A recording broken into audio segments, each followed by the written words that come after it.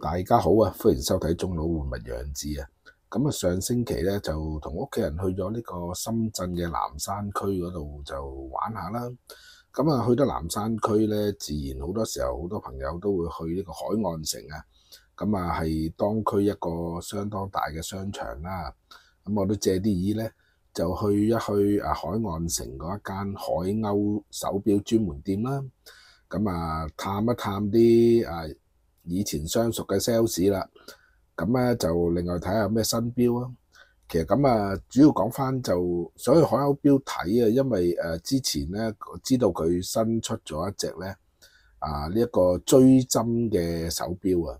咁啊，想嗰陣時去錶展嘅時候咧，我都係走馬看花啊，冇去試下嘅。咁啊，今次去到專門店咧，咁咧就睇一睇嗰隻錶啦。咁咧就其實個外形都算靚嘅，不過就白色錶面咧，就即係佢係做到好似好 grand，不過咧就感覺都係好似唔係好夠自己嘅特色啊。咁啊，亦都講翻自己嗰陣時買呢一隻1963嘅追風版咧，咁亦都係其實有一個好相似嘅問題嘅，就係佢嗱。其實大家最熟悉嘅海鷗錶嘅1963咧，當然係佢，因為佢係中國第一隻嘅飛行員嘅手錶啦，就相當玩味嘅。咁但係咧，亦都因為其實海鷗佢自己啦，都係會賣機芯嘅。佢除咗一個手錶工廠之外啦，亦都係一個機芯廠啦，佢都會出咗好多自家嘅機芯啦。咁咧，佢會將個機芯賣俾佢，變咗有陣時，譬如喺淘寶啊，或者 AliExpress 咧，你發覺咧坊間咧有好多咧根本做到係同佢海鷗原裝嘅1963啦，甚至乎係你話冒牌又好點都好，咁其實根本就同一個阿媽生嘅，都係用相同嘅機芯啦，相同嘅材質。咁啊，因為依家其實都話大陸嘅工業鏈咧，都手錶嘅工業鏈啊，就相當之嘅齊備嘅。咁啊，基本上你要乜嘢嘅殼型啊、指針啊，基本上咧喺坊間都非常之容易就配到。咁啊，發覺啦有好多啦，價錢好平功能可能根本同原裝係冇乜大分別嘅海鷗1963咧，就喺市場上面啦。咁嗰啲可能係幾百蚊至到千零蚊啦。咁變咗就係搞到冇心機咧，就去買係真係去海鷗錶，因為如果你去海鷗錶，可能就要買一隻要3000零4000蚊啦嘅原裝嘅1963咧。對我嚟講咧，就係因為坊間太多呢啲咁嘅相似嘅手錶啊，而功能亦都未必係有分得到勝負嘅時候咧，就變咗就冇嗰個衝動去買一隻咁原裝口味嘅1963。咁所以就買咗呢一個追風版，因為始終呢個我諗都係佢自己海鷗嘅一個解決辦法啊。咁咧就係唔想咧即係同出面坊間嘅一模一樣啦，佢都要做一啲比較特色啦。咁呢款1963嘅追風版咧，咁啊相對就冇咁傳統，冇軍事味，冇咁重嘅。咁啊，亦都係比較有少少時尚感啲啦。咁亦都係呢樣嘢，我諗就係海鷗錶要殺出一條血路嘅好重要問題，就係佢有好多錶款啊，同埋佢嘅機芯咧，都係會流出去坊間，坊間有好多類似嘅手錶出現咧，變咗就佢海鷗錶嗱，你貴人一大截啦，咁你係冇錯，你係原裝嘅海鷗錶，但係如果出面都係用緊你相同嘅機芯、相同嘅零件嘅時候，你點樣去同人哋去做一個比較呢？咁啊，唯有出一啲比較獨特嘅款啦。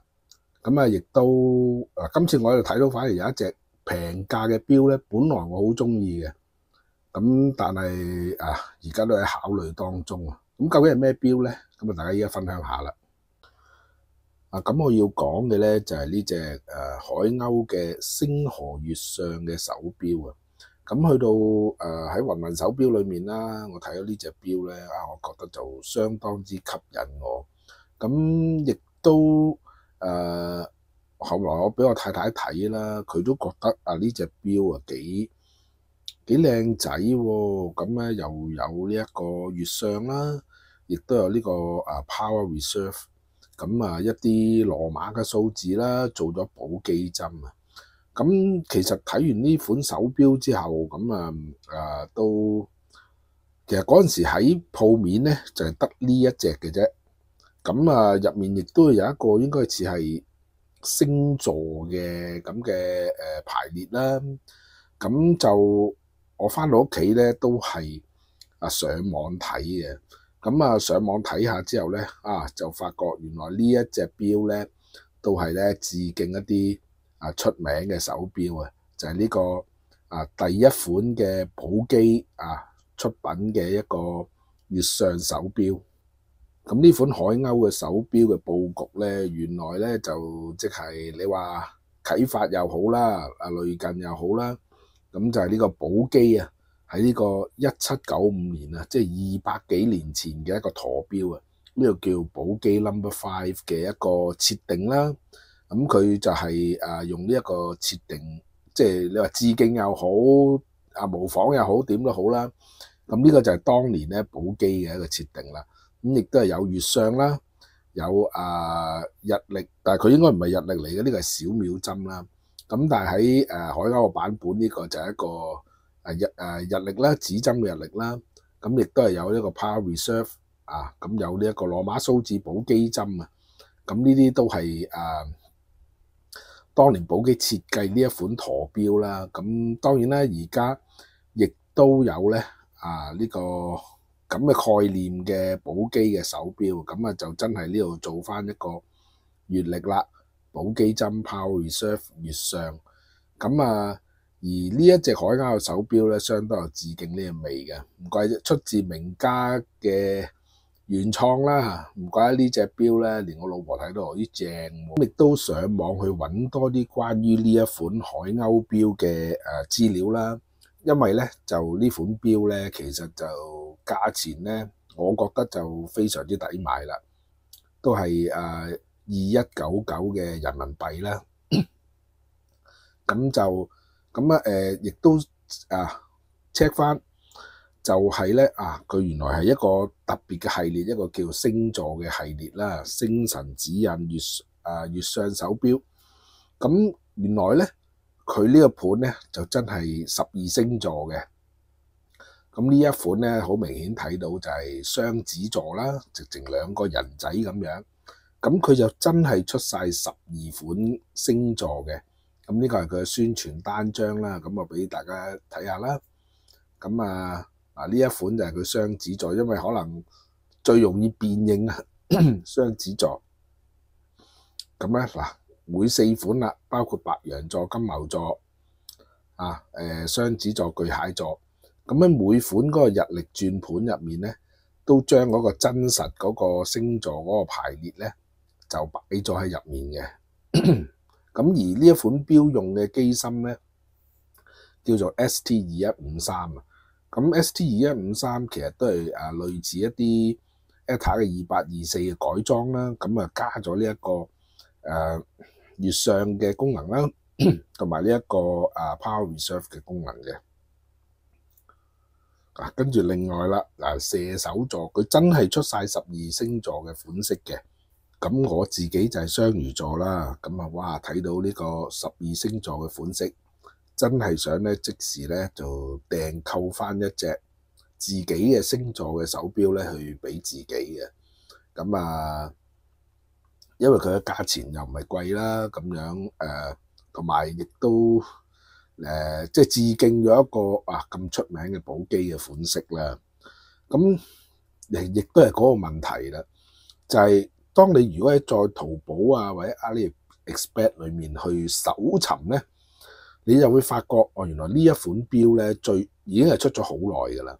而最初咧佢唔係用呢一個12星座嘅嗰個概念喺度嘅，即係普通一個月曆。最初係一隻有一個白色嘅海鷗嘅浮雕喺度啦。後來亦都出咗一啲龍啦，就都呢啲都係比較普通啦咁樣。咁原來咧喺坊間亦都有好多不知名嘅牌子咧，都係用緊相同嘅配置。咁揾到嘅咧，可能只係需要幾百蚊人民幣咧，就已經買到啦。咁基本上佢就都唔知咩牌子啦，咩達迪啊咁，但係我好相信所有嗰啲除咗個招牌面盤呢一個即係日曆窗裡面嗰個就咁用翻呢啲咁嘅格仔紋啦，就冇嗰個星座紋之外，我諗所有基本嘅配置都係一樣。咁佢嘅價錢咧，只係幾百蚊都係咁，我都好相信你所有嘅裡面嘅機件配置咧都係接近相同噶啦。咁即係令我就即刻好似咧冇咗一個衝動啊！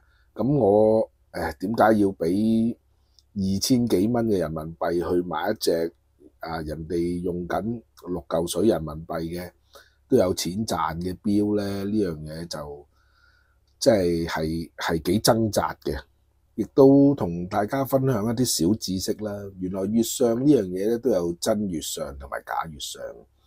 咁正式嘅月相咧，因為月球咧圍繞地球去轉啊，咁咧其實咧就係需要29.5日嘅。咁咧呢個就係我哋所謂嘅農曆啦，就即係用30日去計一個月啊。咁而所謂我哋嘅西曆咧，係計地球咧就圍繞太陽嘅公轉一週啦，就用365日又1/4日。咁就所以咧就係話點解4年我哋2月有29號啦，會多一個閏年咧，會多一日咧，就係填補翻呢個突出嚟嗰1/4日。咁而農曆同西曆咧，因為一個我哋中國農曆啦個氣節啦去芒種各樣咧，咁就係要根據嗰個月亮潮汐嘅漲退去推算嘅。咁變咗一年其實少咗嘅，因為29.5日啦，乘翻12個月咧，先得係350幾日嘅啫。好似同呢一個太陽曆啦，即係呢個我哋嘅西曆咧，係爭咗11日。咁變咗咧，每隔咧2至3年咧，我哋會多咗成個月出嚟嘅。咁所以咧，大家有聽過咧就係雙春兼閏月啦。咁咩叫閏月咧？就嗰一年咧會淨係多咗1個月啊，因為佢要同呢一個太陽同月亮呢個農曆同埋西曆去配合翻去即係掟翻勻啦。如果唔係咧，大家個相距咧就會即係個相差嘅距離咧會漸漸越嚟越遠啊。咁佢要用翻可能2至3年咧，就用一個要農曆要多出1個月，有13個月咧，就所謂嘅閏月咧。去保持翻同呢一個西曆嘅平衡啦。咁呢啲大自然公轉嘅嘢啦。咁至於個所謂手錶上面嘅真月相同假月相有咩分別咧？有陣時咧有啲即係可能渣嘅手錶咧，就淨用呢一個日曆圈就去當係月相，咁變咗1個月咧，佢就會轉咗咧31日啦。咁咧就會漸漸咧同29.5日咧就會有相差啦。咁其實所謂嘅真月相，我哋咧都係得30日嘅啫。嗰個即係佢連個齒輪比啊。咁呢一款嘅手錶咧，亦都係一個真月相嚟嘅。咁即係約莫咧30日咧會轉1個圈嘅。咁我哋咧就因為其實30日都係會多出嚟噶嘛，都會比29.5日多出嚟，所以1年咧係需要調校一次。就去掟翻勻佢。咁咧假月相咧，咁咧就其實每個月都會多出1日嘅。咁咧個相差亦都會越拉越遠啦。咁對於個月相唔準確。咁以往月相咧，其實就係對於航海咧非常之重要啦，因為月圓月缺會影響到個潮汐嘅漲退啦。咁喺航運業嚟講係一個需要注意嘅嘢嚟嘅。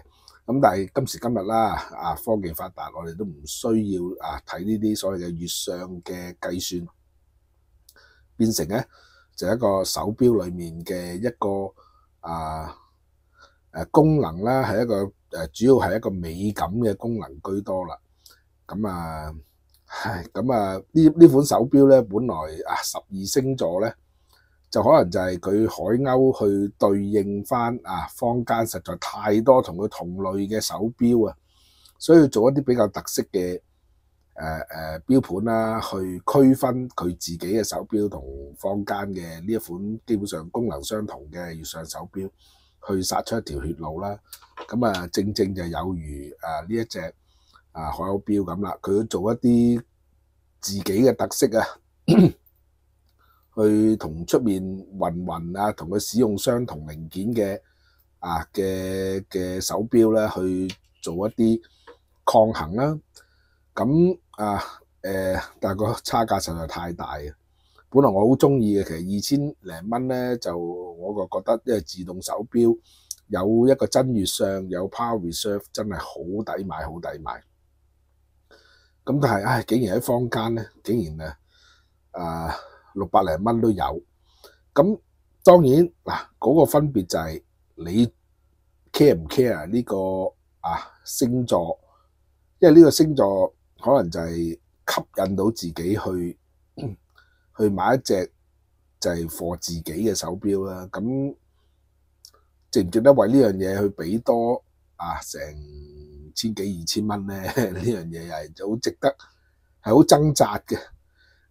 好啦，今日就講到呢度先啦。